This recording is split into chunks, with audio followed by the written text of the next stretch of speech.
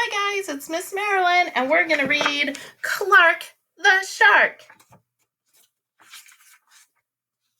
In all the whole wide blue sea, the top school for fish was Theodore Roosevelt Elementary, and the biggest and the strongest fish was Clark the Shark. Clark loved school, and he loved his teacher, Mrs. Inkydink, and he loved to play upsy downsy and spin-a-ma-jig with his friends. Clark loved his life. "School is awesome!" shouted Clark the Shark. "Less shouting and more eating," said Miss Inkydink. "Lunchtime is sweet!" yelled Clark the Shark. "Munch your own lunch," said his best friend Joey Mackerel. "Recess rocks!" bellowed Clark the Shark. "You're playing too rough, Clark," cried the other kids.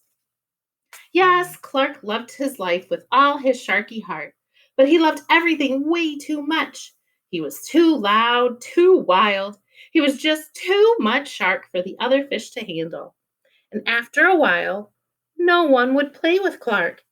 No one ate lunch with him, and no one sat with him at circle time. Even his best friend Joey Mackerel said, "Cool your jets, Clark. You're making me crazy."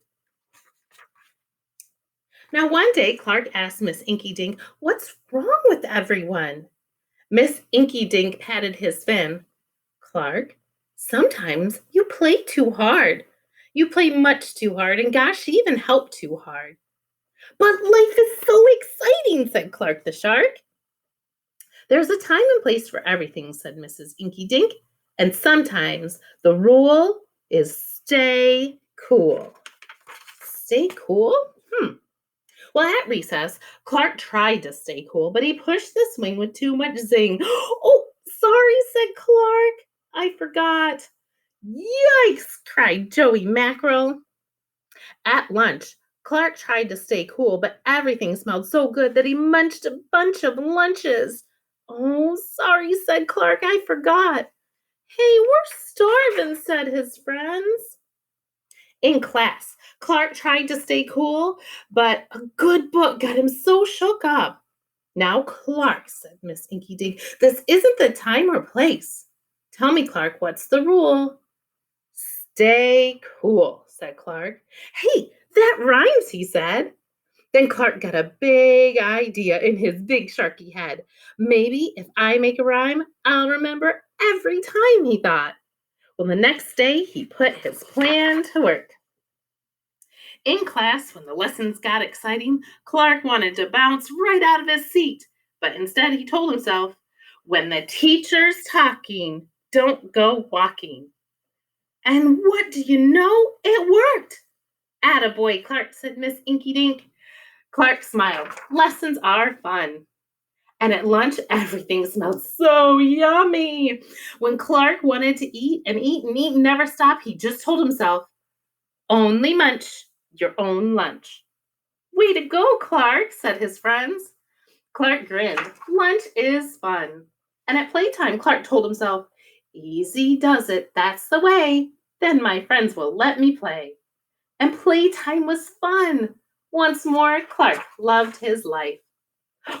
But then a shadow fell across the playground, a ginormous shadow with tentacles galore.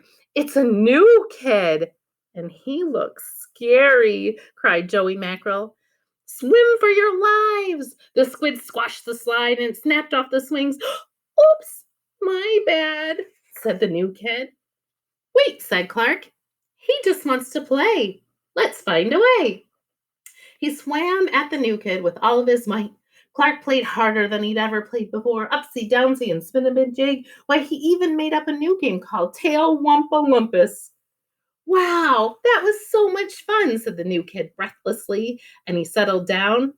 "If you want to come to school, you've got to stay cool," said Clark. "That's right, Clark," said Miss Inkydink. "And thanks for taking care of our new classmate, Sid the Squid." "Hooray for Clark the Shark," everyone cried. "That's right," Clark's mother said. "What did you learn at school? There's a time and place for everything, Clark. Sometimes you have to stay cool. But sometimes a shark's gotta do what a shark's gotta do." Bye-bye.